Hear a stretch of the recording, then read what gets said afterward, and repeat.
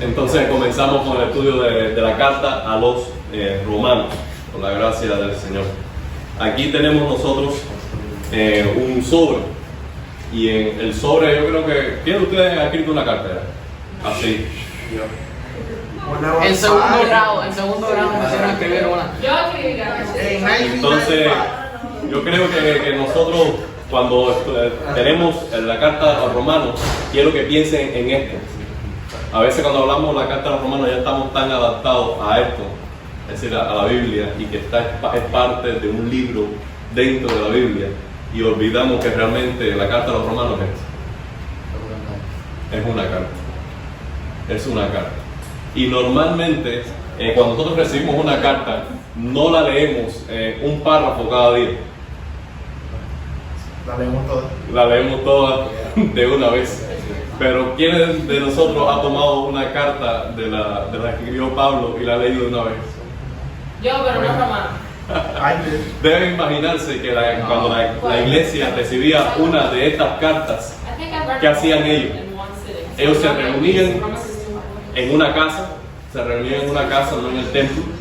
No tenían un templo, no lo hacían en una sinagoga porque esto era un círculo judío, sino que se reunían en una casa donde estaban todos reunidos. Entonces alguien leía la carta. Hoy recibimos una carta del apóstol Pablo, vamos a leerla. Se sentaban todos y alguien leía la carta y los demás escuchaban. Ese era posiblemente un culto de adoración de la primera iglesia bautista de Jerusalén. Simplemente cogían la carta y la leían. Y quizás después algunos interpretaban, comentaban, algunos hacían preguntas, pero después quizás de leer toda la carta de una vez. Y esa carta no tenía muchas copias, es decir, no todos los cristianos tenían una carta, sino que era una sola carta de puño y letra del escribano de Pablo. Pablo, recuerden que no escribía él literalmente las cartas, sino que se usaba ayudantes como Tito, Timoteo, Epafrodito, algunos Clemente, algunos colaboradores que estaban con él y le ayudaban a escribir las cartas. Él las dictaba. Pablo no lo hacía principalmente porque tenía un problema de la vista. Y a veces cuando nosotros leemos, por ejemplo, el final de la carta de los Gálatas, dicen: mirad con cuán grandes letras yo les escribo. Y esta es la marca de que lo que le estoy diciendo es opinión mía. ¿Por qué? Porque sucedía también que en ese primer siglo las personas comenzaron a correr cartas fraudulentas, engañando y enseñando cosas como en nombre de los apóstoles cuando ellos no eran los que lo estaban enseñando. Y en algo tan importante, por ejemplo, como la carta a los Gálatas, donde había ese conflicto interno en la iglesia de quién enseñaba qué, si eran los judíos o era Pablo. Entonces él escribió ahí, dejó su marca estampada, pero no la escribía. Entonces la carta a los romanos, nosotros pudiéramos escribir aquí arriba. ¿Qué escribiríamos aquí arriba? De Pablo a los romanos, a los creyentes en Roma, Pablo no fundó la iglesia de Roma. Pablo no estuvo allí como estuvo en Corintio, tocando puerta por puerta ni predicando en las plazas, sino que él está escribiéndole a los romanos por el llamado que él había recibido de parte de Dios de ser apóstol de los gentiles.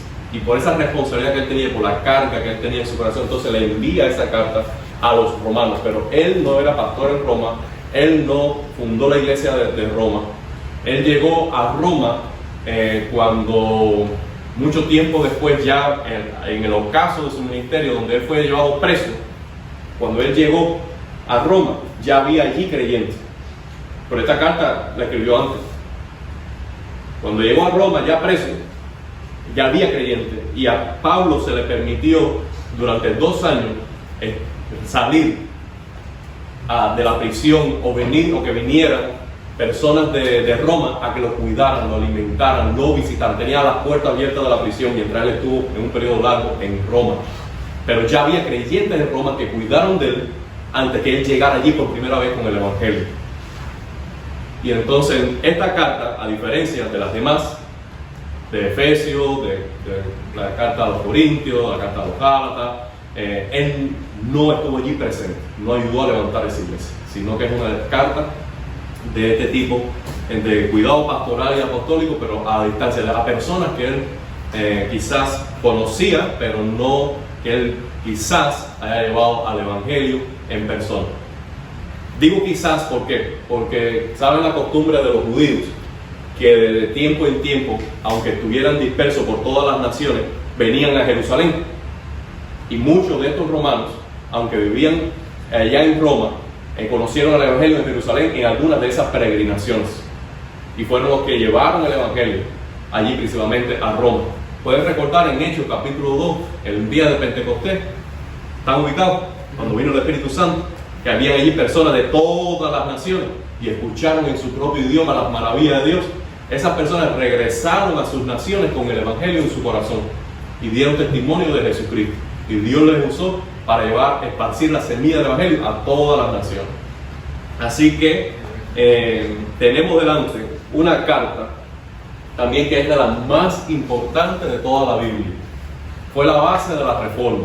Cuando nosotros leemos en este pasaje, en el capítulo 1, en el versículo, por ejemplo, en el 16 y 17, dice así: porque no me avergüenzo del evangelio, porque es poder de Dios para salvación a todo aquel que cree, al judío primeramente y también al griego.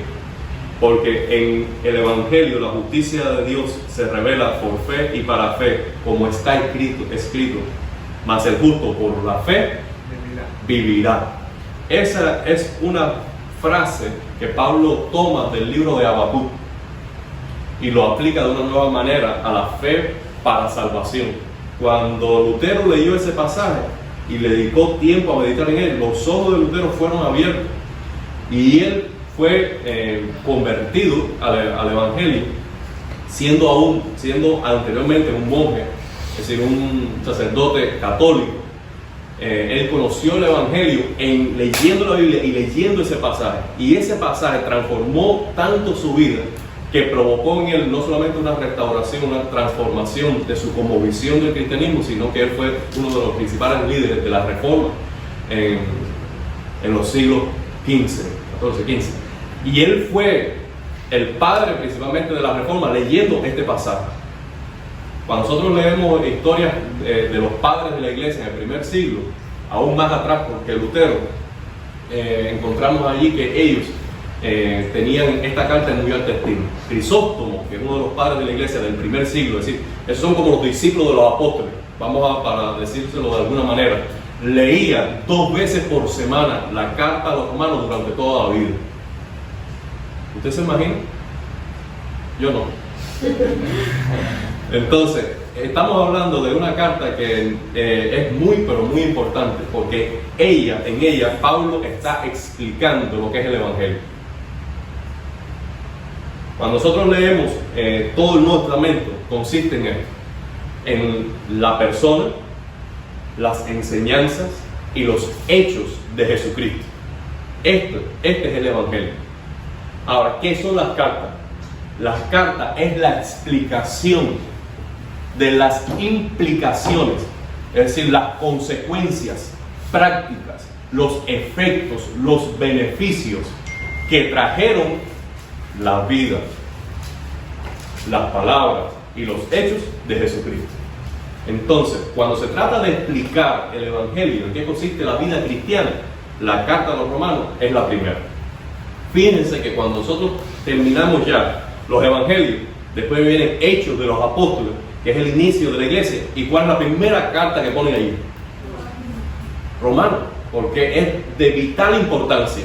Porque por un lado tiene a todos los evangelios, que la centralidad es Cristo. Una vez más, quiero resaltar esto: la vida, las enseñanzas y los hechos de Jesús. Y por otro lado van a estar todas las implicaciones y todas las aplicaciones de los evangelios. Y antes de introducirnos en todo ello, ponen Romano. El tema central de Romano es el evangelio de Jesucristo. Y si pudiéramos decirlo de otra manera, es la justificación por medio de la fe en Jesucristo. Es la justificación por medio de la fe en Jesucristo. Hoy vamos a estar estudiando el capítulo 1, los versículos del 1 al 7. es como la introducción. Vamos a estar viendo quién la escribe la carta y a quién se le está dedicando, como introducción al estudio. Entonces vamos a tener una oración, a pedirle a Leana que nos guíe en ella. Padre, damos gracias por este día y esta noche que nos podemos reunir para entender más de tu palabra, Señor, para leerla y poderla aplicar a nuestras vidas, Señor. Pido, Padre, que tu Espíritu Santo ilumine cada uno de los corazones aquí presentes, Señor, que ilumine cada una de las mentes, para que podamos entender lo que tú quieres que sepamos. Sabemos que esta carta tiene mayor importancia, Señor. Es una base de quiénes somos nosotros como cristianos, Padre. Te pido que esto sea de bien, que podamos juntos disfrutarla y ver allí el fruto, Señor, de la verdad. En el nombre de Jesús. Amén, amén. Entonces, aquí tenemos las credenciales del apóstol Pablo. Él va a presentarse a la iglesia. ¿Cuáles son sus credenciales? ¿Qué es lo que le da a él el derecho de dedicar una carta? Que esa carta sea leída y que esa carta se le preste atención. Si nosotros recibimos por el correo una carta, algunos de ustedes reciben una carta que es una propuesta de una tarjeta de crédito, ¿qué usted hace? Primero usted no sabe de deberla, ¿no? Entonces así. Sí. A ver si trae algo más que papelito o algo. Y tú dices, esto es basura. Entonces, no tomas tiempo ni de abrirla. Ahora, para que tú abras un sobre, saca la carta y la empieces a leer, la persona que la escribe, la entidad o empresa que la escribe y te la envía a ti, tiene que ganarse ese derecho. Tiene que tener autoridad, tiene que ofrecerte algo, tiene que tener autoridad para mandarte la carta. Pero si tú estás en tu casa y dices, voy a ir al correo, aprovechar el medio tiempo que tengo en lo que termino la comida, voy a buscar el correo, sacar la carta y es IRS. Esa sí hay que abrirla. Déjame abrirla, no asuste, no estoy como gustarse, pero... Y tú la abres. ¿Por qué tú la abres, Jairo? A ver, ¿a quién le debo? ¿A quién le debo? Porque esa persona, esa entidad que le está enviando la carta, tiene autoridad sobre ti. Y tú tienes responsabilidades hacia él. Y te conviene que le prestes atención. Porque tú puedes postergar la carta y decir, se la leo después. Después escucha un náufrago. Y después le envía otra carta, llamada, y llega el momento en que no leer la carta tiene implicaciones legales para ti. Porque no cumpliste tus responsabilidades. Bueno, Pablo, al dedicar 16 capítulos a esta iglesia, le va a decir, bueno, yo les voy a escribir acerca del Evangelio de Jesucristo, pero voy a presentar mi credencial. ¿Por qué tengo el derecho de escribirlo? ¿Y por qué ustedes tienen el deber como cristianos de prestar atención a esta carta? Y lo primero que dice Pablo acerca de sí mismo es Llamado a ser apóstol. Pablo. Ajá. Dice Pablo. En realidad te agarré. No, yo no dije nada. Tú no dijiste nada. pero Por eso, estaba perdido. Pablo. Ahora, ¿cuál es el nombre de Pablo? No, Saulo de Tarso.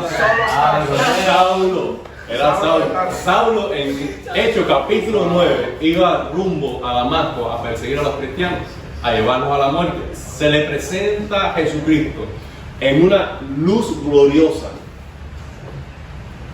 Tanto fue así esa luz, tan poderosa fue esa luz, que él cayó del caballo y quedó ciego.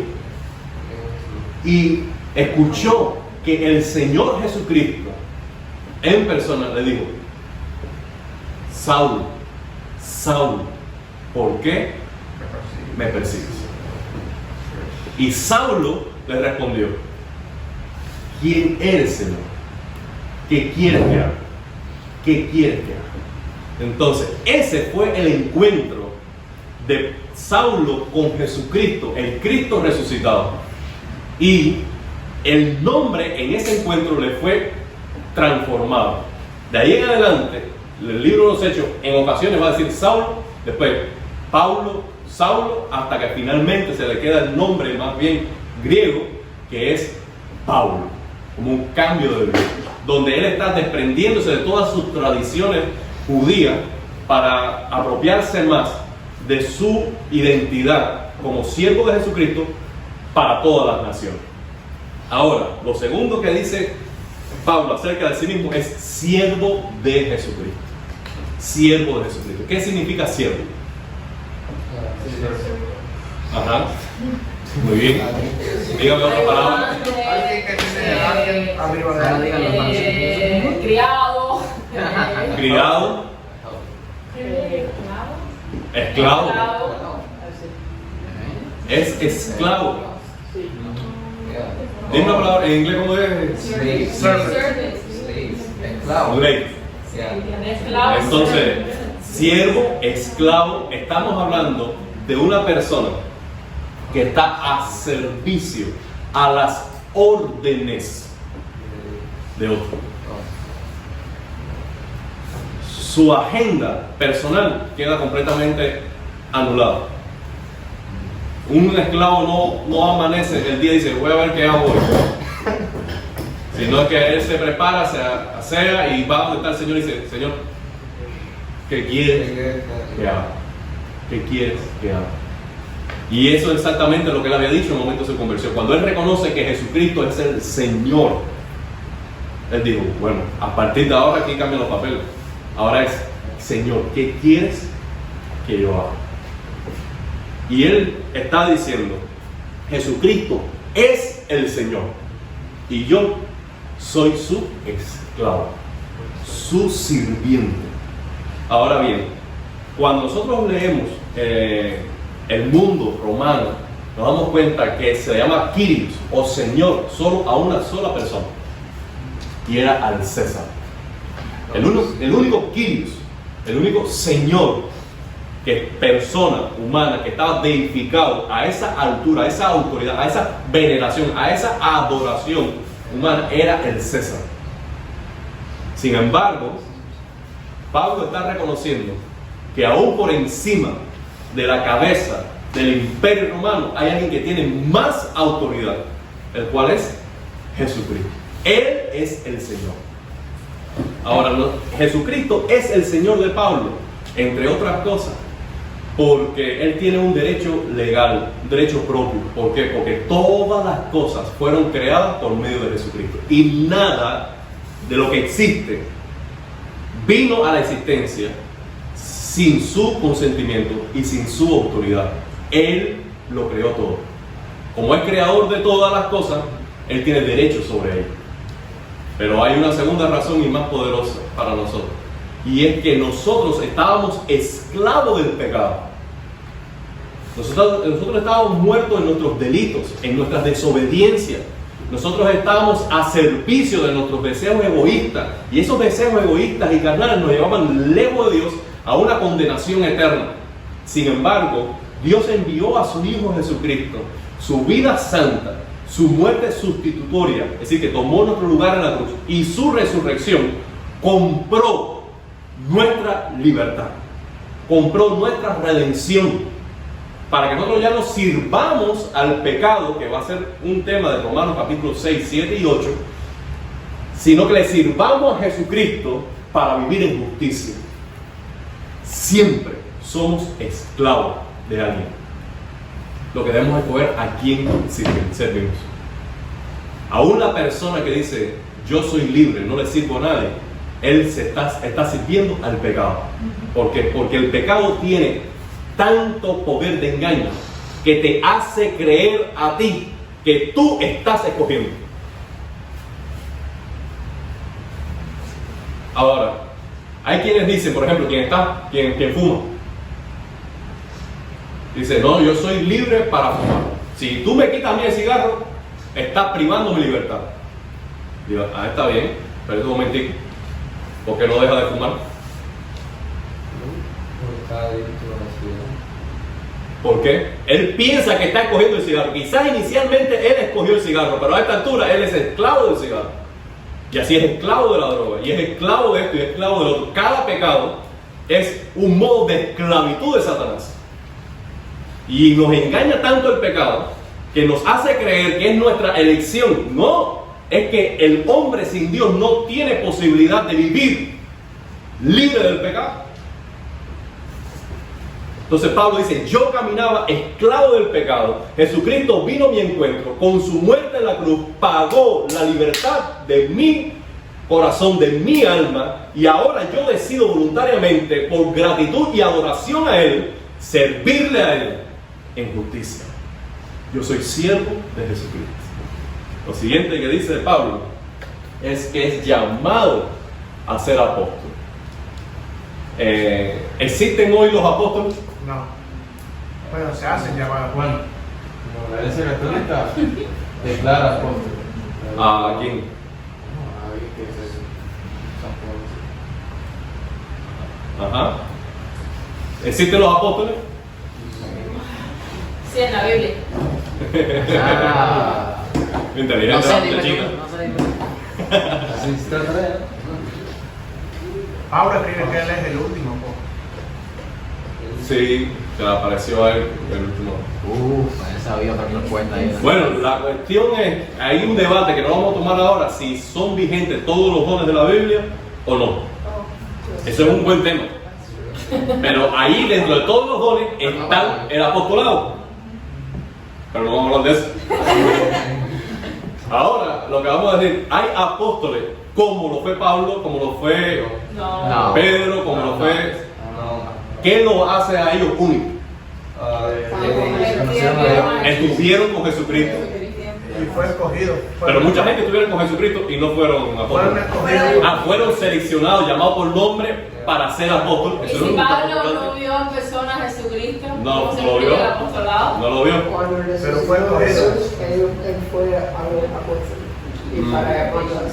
Y, muy bien, y también ¿Qué fue lo que dijo? que debe ser testigo de la resurrección de Cristo. Dile otra vez. Cuando resucitó Jesús, él fue a los apóstoles para llamarlos a ser apóstoles. Lo llamó a Pablo para ser el apóstol. ¿Se le apareció a Pablo? Bueno, a todos. Exacto, pero es lo que te digo, Pero ese se le aparece, pero ¿de qué forma? Nosotros estamos creyendo que sí, que hubo, Bueno, pero no fue algo físico, yo diría. Sí lo fue. ¿Sí? sí. Sí. Fue una luz física y quienes estaban con ellos También la vieron. también la vieron físicamente, pero no escucharon La voz de Jesús. la voz. Jesús se le apareció en persona. No fue una revelación, no fue un éxtasis, no fue en persona como lo hizo De con los forma de apóstoles. una luz. Su presencia fue gloriosa. Como Ananías se le apareció. O se quedó Con la ciego, luz. o se quedó ciego fue él. Pero fue él. Lo que escuchó, él escuchó a Jesús, no vio a Jesús, o no sabe si fue Jesús que se lo ¿Quién eres? Y lo hubiera creído si no lo hubiera visto. Una persona. Leen Hechos capítulo 9. Fue Jesucristo en persona. Cuando nosotros leemos después que es justo, se lee en Ananías. Ananías se le apareció. Ananías, Jesús le envía a Ananías para que él recobre la vista. Dice, el Señor Jesús, quien se te apareció camino de Damasco, me ha enviado a mí para que recobre la vista. Y esta es la palabra. Yo te he escogido para que seas luz entre las naciones. Y yo te voy a enseñar a ti lo que es sufrir por el Evangelio. Ese fue el momento de selección y el llamamiento de Dios por medio de Ananías cuando oró y puso las manos. Cuando puso las manos, En ese momento donde se le aparece a Pablo, Jesucristo no ha ascendido todavía, está resucitado. no, ya eso pasó. Ya sanó y Precisamente, Pero- entonces pero como tú sabes Jesús- que es el cuerpo físico de Jesús. Porque fue Jesús Yo creo quien- que sí es Jesús, No, yo no, creo vamos que a ver. Jesús. Vamos a sacar la palabra. Pero no es la persona, de hecho no puede ser Jesús como lo conocían las personas, porque Jesús estaba en un cuerpo transformado ya. Sí. Que entonces, el punto que la pregunta que estás haciendo es Jesús físicamente? Sí. No, es Jesús físicamente, pero no es un cuerpo humano. Espérese un momentico. Entérese, Jesús cuando resucitó no tenía cuerpo.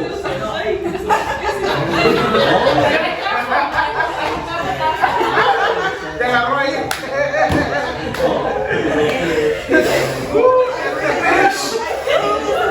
Mauricio. Era un Después de estás ahí sin en la casa. Perdón. Espérate, vamos a pasar la línea. Ahí después en la casa te voy a dar eso. Búscame el versículo ese que dice: la mujer cae de la congregación abajo. No hace falta otro. Que pregunten en las casas. Sí, no, sí. Fue él, porque dice la palabra de Ananías en el capítulo 9 de Hechos. Tú puedes buscarlo aquí. Después, él dice: el Señor Jesús, quien se te apareció en el camino de Damasco, él me ha enviado a mí. Es decir, fue Jesús que apareció. Lo que la apariencia fue tan gloriosa, no estaba cubierto por esta piel humana. ¿Qué es Ya lo era. que estoy diciendo? Piel física. Un cuerpo transformado, glorificado, Jesucristo ascendido.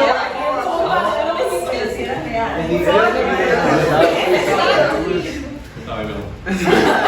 Estás sinceramente equivocado.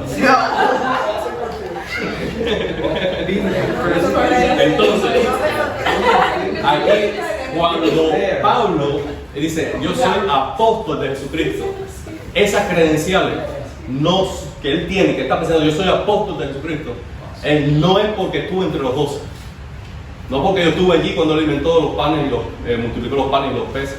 Yo no estuve allí cuando él subió al monte y bajó del monte y escogió a los demás apóstoles. Yo soy apóstol porque él me llamó a mí en persona. Y el evangelio, él no lo aprendió en la casa de congregado por medio de Pedro. Cuando nosotros leemos en Gálatas capítulo 2, vemos que Pablo fue llevado al desierto, a un lugar aislado, y el propio Señor Jesucristo, ya no quizás porque no se nos da detalle, en persona, pero sí por revelación, le reveló el evangelio que él está enseñando. Este evangelio él no lo aprendió ni de Pablo, ni de Pedro, ni de Santiago, ni de Mateo, ni de Jacobo, ni de ningún apóstol. Él no se sentó a los pies de nadie, él no fue a la iglesia de Jerusalén a aprender de nadie. Él lo aprendió de Jesucristo, en persona. También Pedro reafirma diciendo que lo que Pablo dice es autoridad de Dios. Y dice, y es tan profundo lo que Pablo enseña, que algunos no entendiéndolo lo tuercen. Es decir, Pedro, que es la cabeza de la iglesia en Jerusalén, de entre los judíos, la autoridad más reconocida entre los judíos, dice: no, Pablo es llamado por Dios. Cuando Pablo va a la iglesia de Jerusalén, él subió a Jerusalén, dice Gálatas. Tienes que leer Gálatas porque ya estamos mencionándolo demasiado.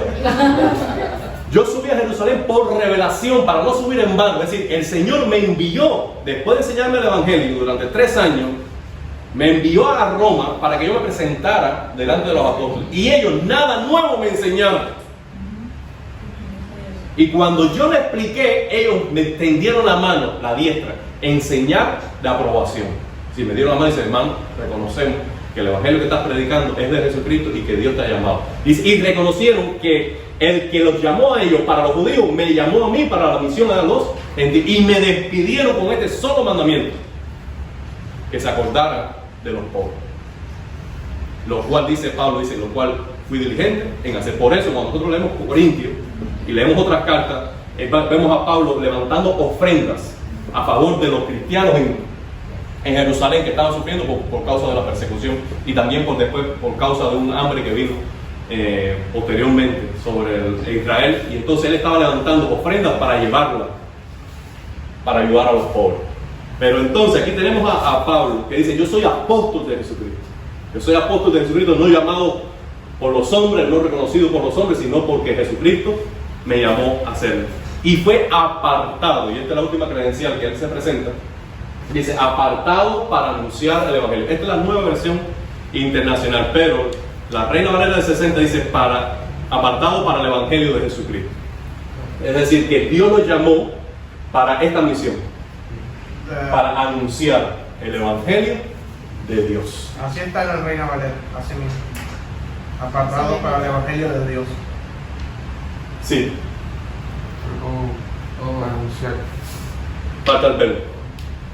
Entonces, pero se da a entender, pero el sentido de la nueva versión internacional dice para anunciar, porque es no solamente para vivir el evangelio, sino para darlo a conocer. Esto es lo que está diciendo Pablo. Mira, yo les voy a escribir una carta, y yo pienso y espero que ustedes le presten atención a esta carta, porque quien la está escribiendo tiene esta credencial. Si esto que les voy a decir es palabra de Dios. Lo que nosotros estamos ahora por estudiar, al igual que otras cartas, es palabra de Dios. En este momento que Pablo está escribiendo, son palabras de Dios. Él simplemente es instrumento. Él simplemente es vocero. Él simplemente está anunciando lo que es de Dios. Esa es la autoridad que tiene la carta que estamos leyendo. Para nosotros también. Ahora, nos va a dar ahora Pablo en qué consiste ese evangelio. Algunas características del mensaje que él está llamado a anunciar. Lo primero, ya lo mencionamos, y es el origen. ¿Cuál es el origen del evangelio? ¿Dónde nace el evangelio? ¿Dónde nace este mensaje? Jerusalén. Ok, está bien. Geográficamente es Jerusalén. Sagrada Escritura. Ah, muy bien, pero vamos a dar un paso más atrás. De la vida de Cristo. Versículo 1 al final, lo acabamos de leer, le dije. De Dios. De Dios. Ahora, cuando dice allí el evangelio de Dios, no está diciendo que trata de Dios, sino que Dios es el origen de este mensaje. Es Dios quien está dando el mensaje. Y es interesante que Pablo diga el evangelio de Dios, que sea Dios quien está dando el evangelio, la buena noticia, que está dando el mensaje, porque es Dios quien está ofendido. Es Dios quien está airado con el hombre. Es Dios quien ha recibido el agravio, porque nosotros como seres humanos hemos quebrantado su ley. Entonces el evangelio trata de las condiciones que pone Dios para la reconciliación. Si usted tiene un amigo o una amiga y usted la ha ofendido, la ha agraviado, la ha avergonzado, humillado o la ha lastimado de alguna manera, esa amiga o ese amigo va a poner las condiciones para la paz. ¿Y qué es lo que normalmente tú pides para restaurar una relación? Perdón. ¿Cómo? Tú pides perdón. Disculpa. Una disculpa. Es decir, tú pides una disculpa. ¿Y una disculpa es señal de qué? De arrepentimiento. ¿Qué más? ¿De? No, sí. Humildad. Sí, de humildad. La persona tiene que humillarse, en un estado de humildad, de humillación. También, ¿de qué? De paz. Muy bien, produce la paz. Reconocimiento del error. Reconocimiento del error, lamento o vergüenza por el error. Entonces, todo esto también Dios lo pide como condición del evangelio. Dios pide fe para creer en Él, para creer en su mensaje, para creer que Jesús es quien dijo ser, para creer que la muerte y resurrección de Cristo ofrece lo que Él promete en realidad, pero necesita fe, pero también arrepentimiento. Y entonces ese arrepentimiento es el reconocimiento consciente de que hemos quebrantado la ley de Dios, es el dolor o vergüenza de haber ofendido a Dios, y es la decisión, la intención, el deseo, el anhelo de no vivir más en esa condición. Entonces Dios es quien da el origen al evangelio, es quien comienza el mensaje, porque es Él quien ha recibido el agravio y Él pone las condiciones para la reconciliación. Lo siguiente que habla Pablo es la continuidad, y esto es lo que decía Lorena. ¿Puede leerlo, Lorena? Que por medio de sus profetas ya había prometido en las Sagradas Escrituras. Y aquí vemos cómo el evangelio está siendo anunciado, dice, por los profetas a lo largo de las Sagradas Escrituras. En el Antiguo Testamento era anunciado como una promesa. ¿Promesa de qué? De salvación, pero por medio De un rey. de un rey. A veces se presentaba como un rey, pero de un Mesías, de un ungido. Va a llegar un Mesías y por medio de él vendrá la salvación a Israel. Entonces, desde el Antiguo Testamento, cada libro del Antiguo Testamento presenta a Cristo de una manera diferente. Los profetas anunciaron la venida de ese Mesías. los que creyeron en ese anuncio fueron salvos a crédito. Fueron salvos a crédito. Cuando tú tienes una tarjeta de crédito, ¿quién tiene una tarjeta de crédito? Eso es mentira, usted tiene más de una. ¿Cuántos tienen tarjetas de créditos? Ok, ¿tienes una? Discúlpame.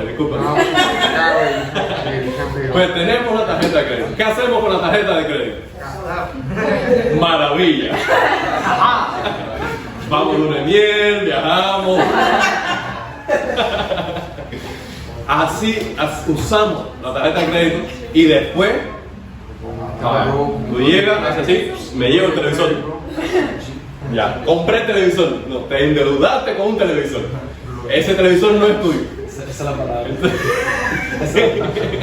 Entonces empieza después a llegar el bill y tú empiezas a pagar. Ahora, las personas en el Antiguo Testamento, por medio de los profetas y de las escrituras que leían todos los sábados, ellos fueron salvos creyendo en el que vendría, fueron salvos a crédito. Pero nosotros somos salvos a débito. ¿Por qué? Porque ya alguien pagó por nosotros. Amén. Entonces nosotros no necesitamos pagar, nosotros no nos endeudamos, no adquirimos algo sin haberlo pagado, sino que ya Cristo pagó por nosotros. Pero lo interesante para mí, como habla Pablo, es que ese evangelio no comenzó con la venida de Cristo, sino que desde el comienzo del mundo ya Jesús está siendo anunciado. Claro, no con ese nombre, pero sí desde Abraham. Abraham, ¿qué se le dice? Te daré un hijo, te daré una simiente, y en tu simiente, en esa semilla, en ese hijo, serán benditas todas las familias de la tierra. ¿De quién está hablando? ¿De Isaac? No, estaba hablando de Jesucristo. Lo que la promesa fue de darle un hijo, Isaac, porque a través de Isaac iba a venir Jacob, de Jacob iba a venir los 12 patriarcas, de los 12 patriarcas la nación de Israel, y en la nación de Israel iba a nacer Jesucristo. Pero cuando leemos Gálatas, que tiene que leer capítulo 3, dice allí que esa simiente de la cual hablaba Pablo es Jesucristo. En él son benditas todas las familias de la tierra. Isaac no. Isaac simplemente es parte del puente de la salvación. Murió Isaac y nadie creyó en Isaac y nadie debería hacerlo, porque la salvación no es por Isaac, sino por medio de Jesús. Pero lo interesante es que los profetas ya anunciaban a Cristo en el Antiguo Testamento. Los corderos que eran sacrificados cada año eran un anuncio de Cristo. El pan era un anuncio de Cristo, el pan de la propiciación, el pan en el templo. La luz y los candelabros en el templo también eran un anuncio de Cristo. Cada cosa de la liturgia judía era un símbolo de alguna característica de Jesucristo. Es decir, que Cristo está siendo anunciado desde el comienzo del mundo. ¿Y los judíos de ahora? Y los judíos ahora Los judíos no son salvos si no creen en Jesucristo. Pues para ellos no sea todavía no. Entonces, por eso, como dice Pablo, entre Dios y los hombres, un solo mediador, el cual es Jesucristo. Y Jesucristo es la piedra angular, que dice Pablo también, que desecharon los edificadores. ¿Por qué? Porque es el fundamento imprescindible sobre el cual debe construirse la fe. Pero si tú desechas ese fundamento, ¿qué pasa? Tu fe es vana, se derrumba. Entonces, los judíos actuales les pasa lo mismo que los judíos del tiempo de Jesús. Los judíos del tiempo de Jesús y del tiempo de los apóstoles fueron salvos únicamente si creyeron en Jesucristo. Y hoy en día, el judío o cualquiera de las naciones que cree en Jesucristo es salvo. Fuera de Cristo, no hay salvación. Y amamos a Israel, y amamos al pueblo hebreo. Pero si no reciben a Jesucristo, no hay salvación. Entonces, la continuidad es lo que habla Pablo allí del Evangelio. También él habla de la esencia del Evangelio. ¿Cuál es el asunto? ¿Cuál es el tema del Evangelio? ¿Qué ustedes creen? Salvación. Ahí. Pueden hacer trampa, pueden leer la Biblia. ¿Cuál es la esencia, el asunto? Muy bien. resurrección. ¿Cuál es la pregunta? Entonces? ¿Cuál es la esencia, el tema, el asunto del mensaje del Evangelio? La restauración del hombre con Dios.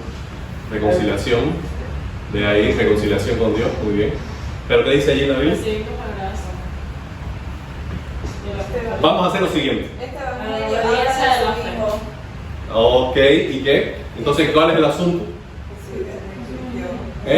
Jesús es el tema. Vamos a hacer un ejercicio para que ustedes lo vean más claro. Vamos a leer el versículo 1, el final y el principio del 3. ¿Quién lo hace?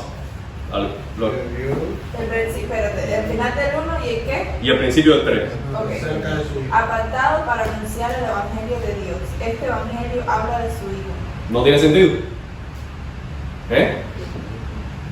Para anunciar el Evangelio de Dios, este Evangelio habla De su hijo. de su Hijo. Es decir, que el tema central del Evangelio es la persona de Jesús. Es Jesucristo.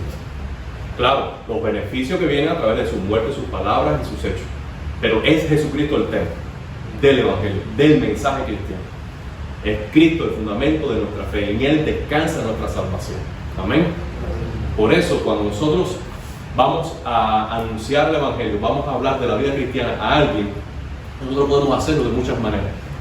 Nosotros podemos hacer muchos intentos misioneros. Muchos y de muchas maneras. Pero no podemos decir que hemos predicado el Evangelio si no hemos hablado de Jesucristo. No, le prediqué a un amiguito mío. ¿Qué le dijiste? Lo invité a la iglesia el fin de semana. No, necesita una invitación, está muy bien hecho.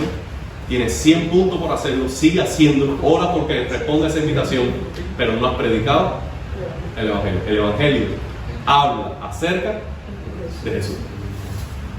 Es como decir, no, bueno, vamos a la iglesia va a tener paz, va a tener un grupo de amigos tremendo, hay gente chévere allí, los muchachos tú verás que te van a querer, vas a pasarlo más bien, vamos al campamento. Oye, invité a un amiguito mío, estoy predicando en la iglesia, en la escuela.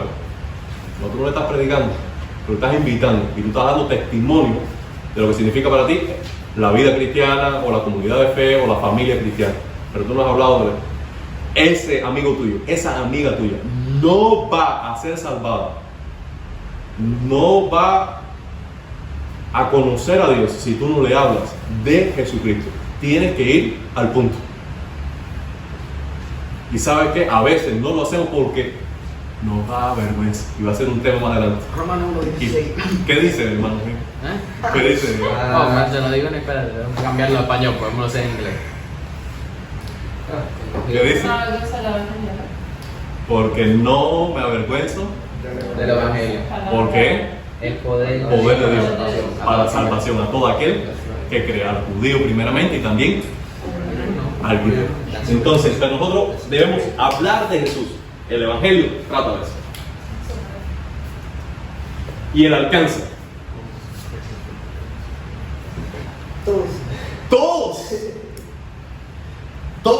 Para el tiempo de los apóstoles, ellos dividían el mundo en dos grandes partes. Para hablar de la universalidad del Evangelio. El alcance universal del Evangelio. Ellos hablaban de dos partes, principalmente. Y lo acabamos de mencionar. Judío y griego. Griegos y judíos. Ahora, judío está diciendo al pueblo de Israel, a la nación de Israel, a quienes se les dio el pacto, quienes tienen la promesa, a quienes pertenecen los patriarcas y esos grandes héroes de la fe. Por eso nuestra fe, siempre vas a escuchar este término, judeo-cristiana. Nuestra fe es judeo-cristiana. ¿Por qué? Porque tiene padres, los fundadores de esta fe son judíos, son hebreos. Y cristiana, ¿por qué? Porque nosotros no nos quedamos en la mitad del camino, sino que estos padres nos dieron el testimonio del Mesías y por tanto creemos también en el Mesías, que es Jesucristo, por eso es judeo cristiano. Ahora, el mundo ellos lo partían en dos, en griegos, judíos y griegos. Griego como un ejemplo del resto de las naciones fuera de Israel. Gentiles es un término más general. Gentiles. Para hablar, decir, y a todas las naciones.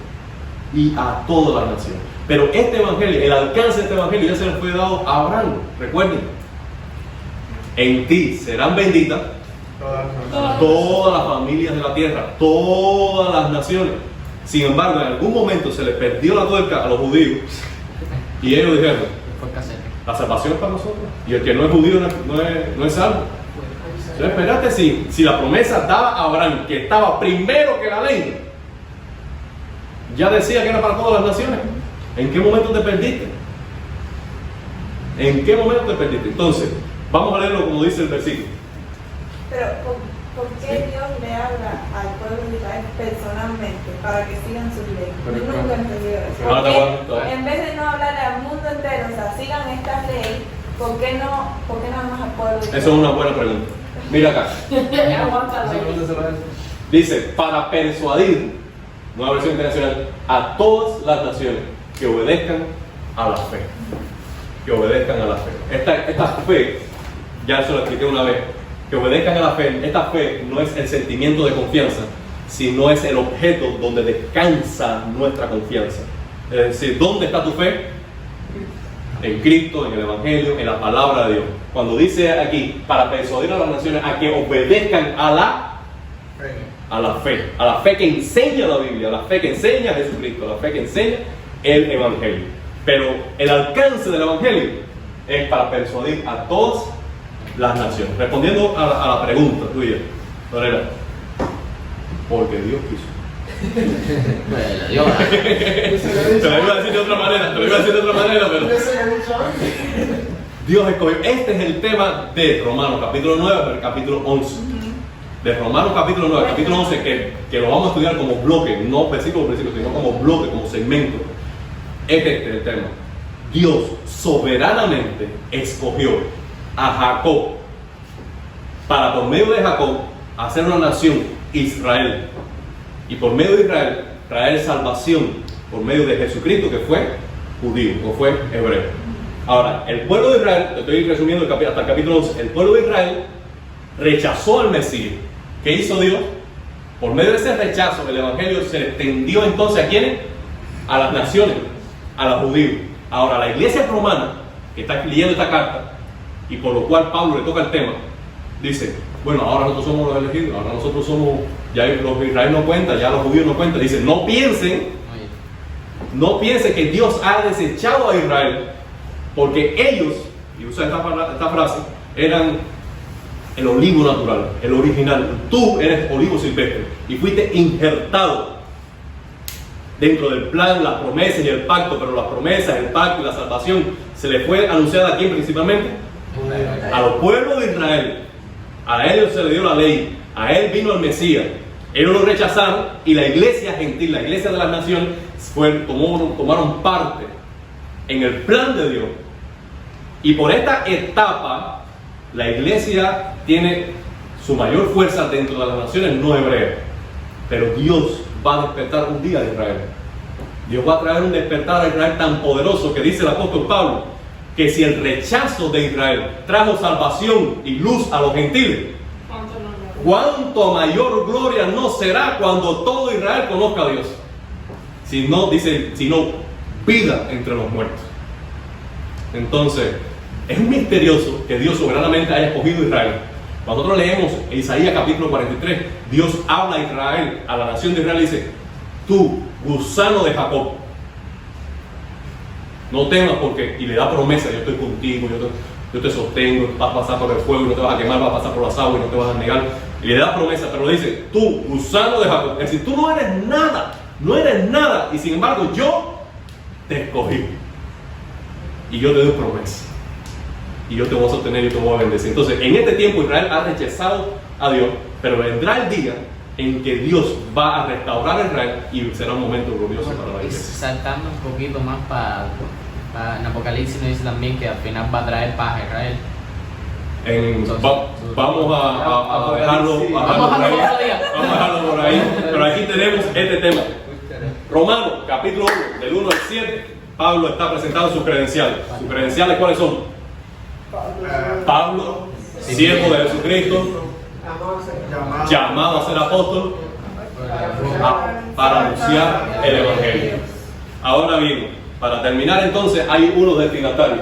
Y de los destinatarios, Pablo dice esto: a todos los que están en Roma. Es decir, que la iglesia, esta iglesia, tiene un lugar geográfico. específico, y es Roma. Y en Roma, la cultura romana le da matiz y le da expresión cultural a la fe cristiana, diferente a la iglesia en Israel, pero está dedicado allí, a la iglesia de Roma. Esta iglesia de Roma deben saber que ellos son amados de Dios. Esta palabra amados de Dios no simplemente quiere decir que Dios tiene afecto por ellos, sino que tiene un carácter también de elección. Cuando se habla de que Dios es amada de Dios, quiere decir que Dios también las ha escogido para salvación y llamados a ser santos, porque el Evangelio no solamente llega a sus vidas para perdonar sus pecados y darle un lugar en el cielo, sino que trae transformación a su vida diaria, a la manera en que ellos se relacionan los unos con los otros, se relacionan con la sociedad y se relacionan con Dios. Y por último, llamados a ser de Jesucristo. Y es que ellos pertenecen a Jesucristo. Sus vidas ya no son para usarlas en sus propósitos personales, sino que deben vivir para la gloria de Jesucristo por amor a Dios. Entonces nosotros tenemos aquí ya la presentación de la carta a los romanos, donde Pablo está hablando de estos grandes tres temas.